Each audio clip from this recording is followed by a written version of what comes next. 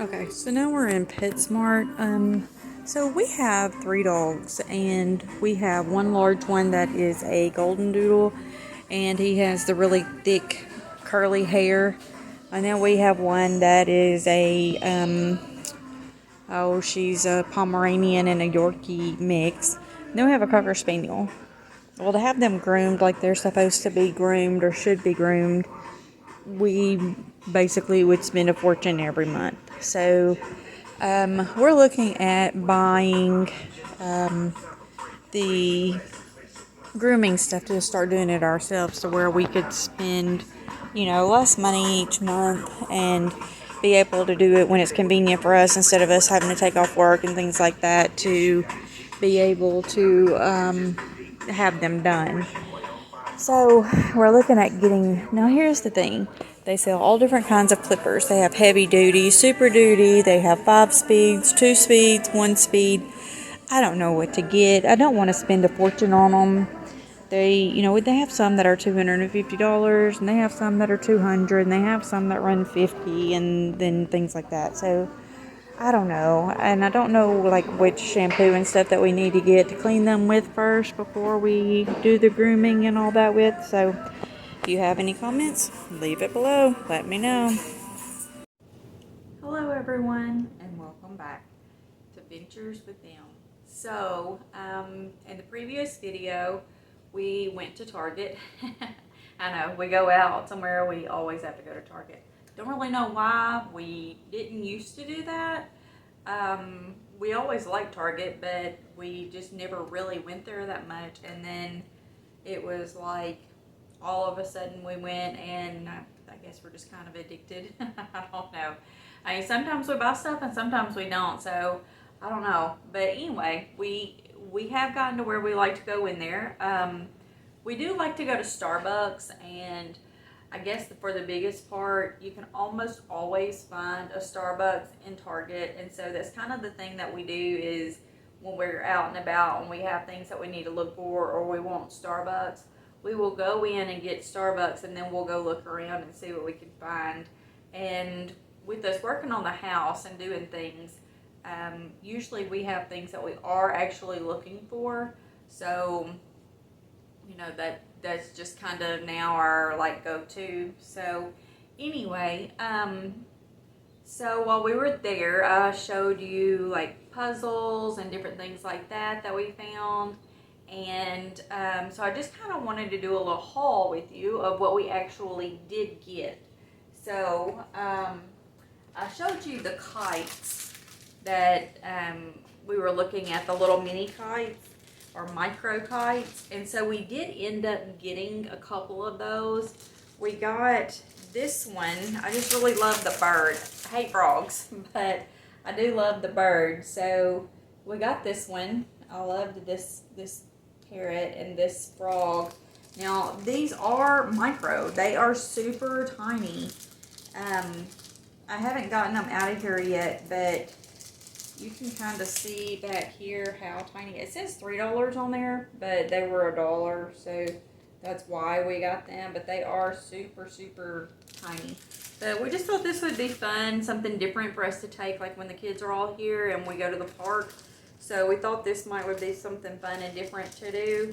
So we got the bird and frog, and then we also got the ones that were the planes. So it's kind of like the fighter jet type, planes. So anyway, we thought we would get those. And again, they're super tiny. It says $3, but they were $1, so you got 2 for $1. So we just thought it would be something neat, something different. I've never seen micro kites, so we just thought that we would get them and try them out, and we'll let you know if they are good, if they're not good, if it's something worth trying or not.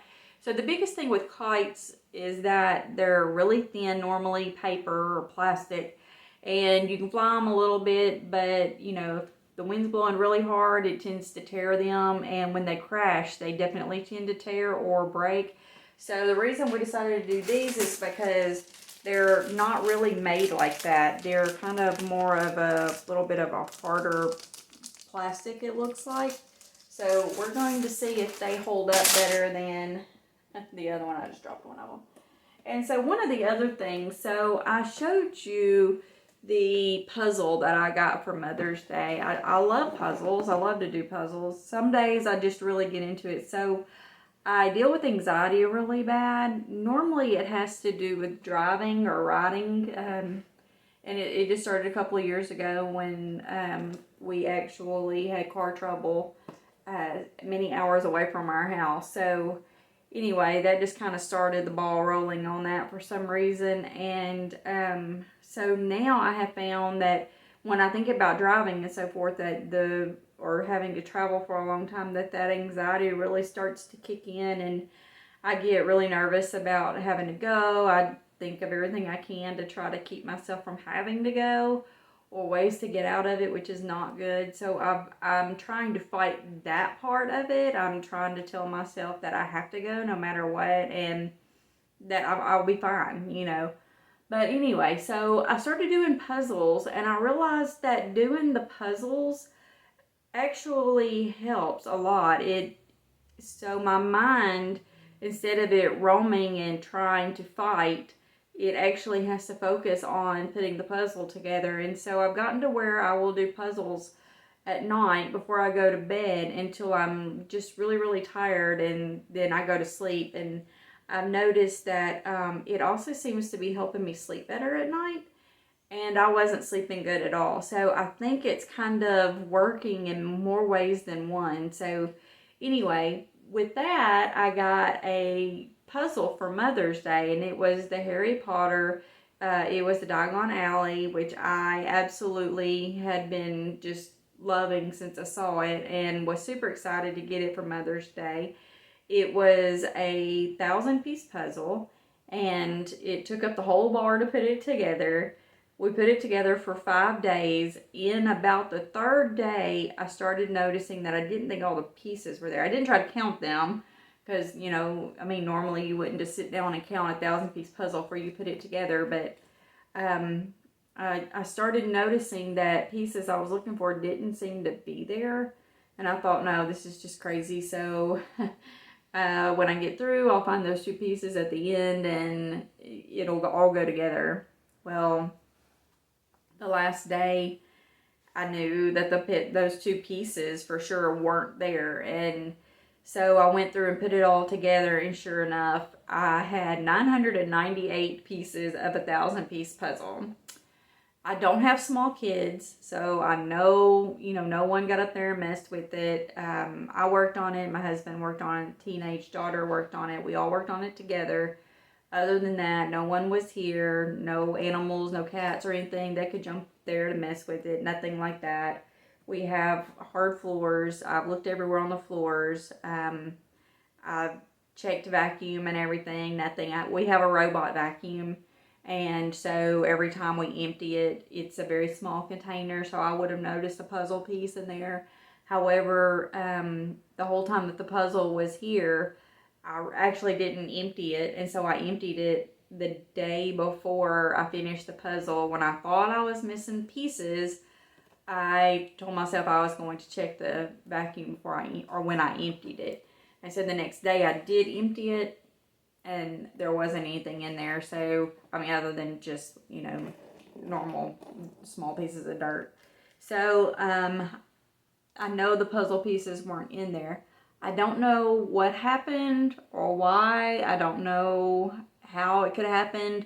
I received the box and opened it and opened the bag that was inside it, put all the pieces in one pile on the bar, and then started sorting out the outsides and the insides. I don't know. I've cleaned everything off the bar. There was nothing left in there or on there. There was nothing under. I pulled every chair back. I run across the floor, everything, and they're just not here. And as you know, before that, we removed everything out of our house to put down new flooring. And so we really don't have a whole lot back in here on the floor. So there's no way it could be under anything.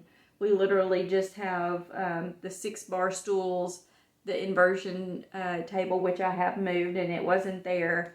And then we have the TV console, and it's not there. There's actually a blanket under it from when we moved it in. We still haven't gotten that out from under there. So it couldn't have even slipped underneath there because that blanket is there, and I've checked the blanket and there's nothing. So anyway, they just must not have been in the box to start with. So it did come from Amazon. We did contact Amazon. They said send it back, and I've never used that company before. It was Aquarius, I think was the brand of it. I've never used that company before, but their images are beautiful. And so I really was very upset that those pieces weren't in there. And he asked if I wanted to replace it or if I just wanted to get a refund. And we just did a refund because I thought if I put that together again, another 1,000-piece puzzle, and there are 2 pieces missing again, I'm going to go insane. So I didn't want to take that chance. But if you've ever used that brand, that I think it's Aquarius is the brand of it. If you ever used it, or if you have any of those and you like them, please leave a comment and let me know, because I would love to know, you know, maybe it was just a fluke thing. Maybe those pieces are actually, you know, at the plant where they made them, and they just, you know, as they were putting them in there, maybe they just, you know, fell. I don't know. But if you have that brand and you like them, please let me know. Or if you've had any problems like that before, let me know, because I would love to know. The other thing is we also bought this Disney set. Hold on just a second and I'll show you that one. Okay, so we also have this set that we got back during the pandemic when it very first started, like in March of last year. We got this one and started putting them together. Now, it's 5 puzzles and they come in 5 individual bags.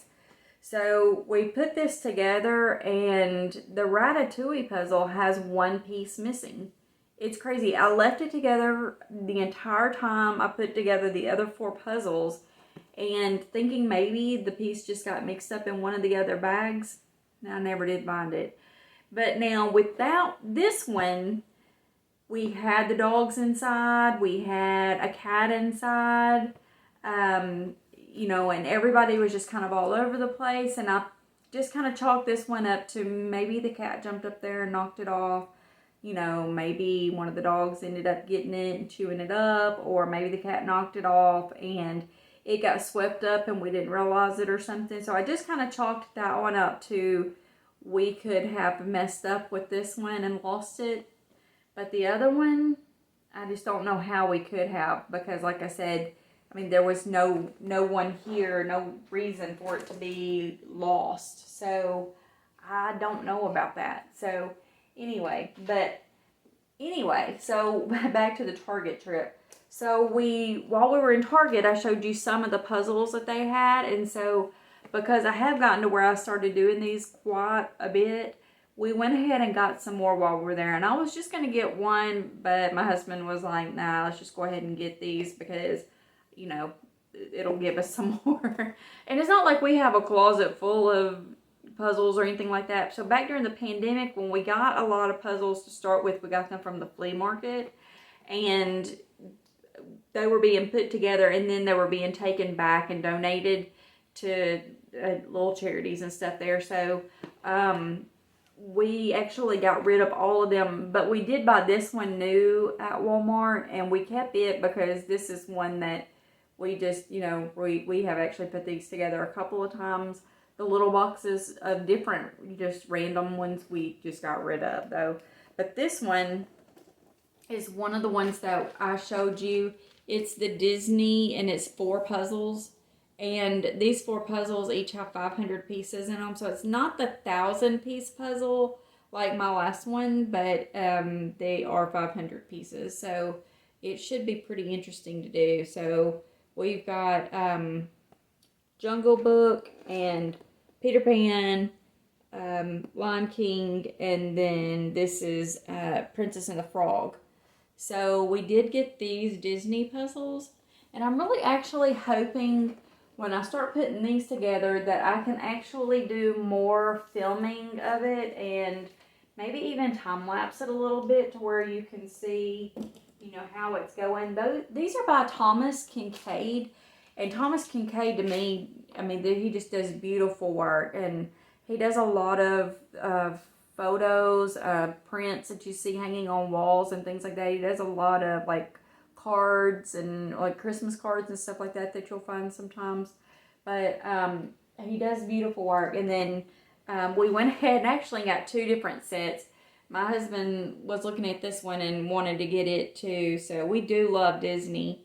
And so we got this one also. It's also 4 500-piece ones by Disney. And they're also the Thomas Kincaid. And so this one has Pooh, The Little Mermaid, Beauty and the Beast, and Aladdin in this one. So we normally put the puzzles together and then we take them apart and put them up. My daughter, my youngest daughter, who's 17, is wanting to put them together and collage them and save them, hang them on the walls.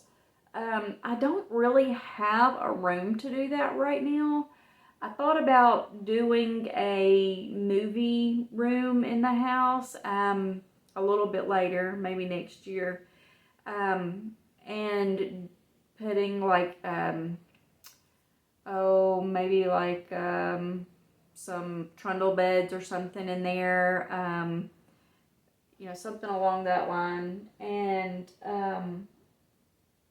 doing like a movie thing in there. So if that's the case, on the wall, I could do like these puzzles and hang them up on the walls. And it would make sense because it would be, you know, from movies.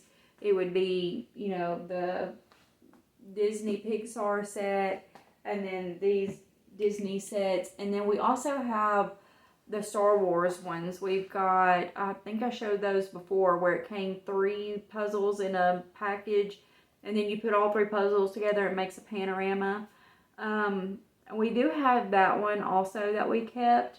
But the rest of them were just kind of random, and so we got rid of those or gave those away. I don't know though.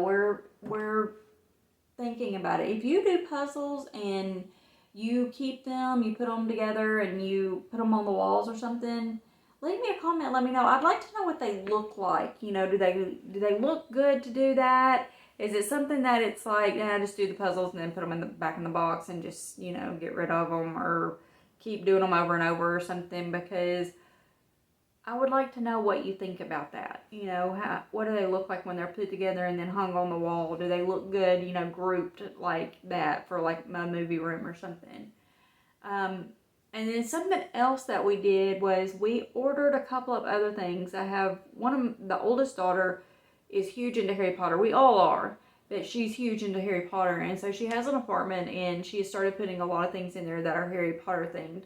And so we actually ordered her a couple of things for her birthday, and one was a blanket, but I returned it. So I ordered a blanket off Amazon, and so this is what I'm going to say about ordering blankets off there. So they come in all different sizes, and they have all different textures. Be super careful as to what you order, and make sure you order it through Prime to where you can return it, because we ordered this blanket that we thought she would absolutely love because it looked beautiful. It looked amazing. It was just great. It was the Marauders map. And so I thought, okay, that's gorgeous. It's, you know, the golden color. It's got the map. It's just like the Marauders map on the movie. We got it in. It wasn't the golden color. It's pink. And it looks like a beach towel is what it looks like. And I paid $30-something for it. It was not worth $5 to me. So that one had to go back. Currently looking for another something to replace that with. And then we also got some of the 5D diamond images. So basically they're posters that you put together and you put stones on them. So we're going to put those together, and then I'll let you know what those look like. But right now I have to go. So with that being said, you have a wonderful day.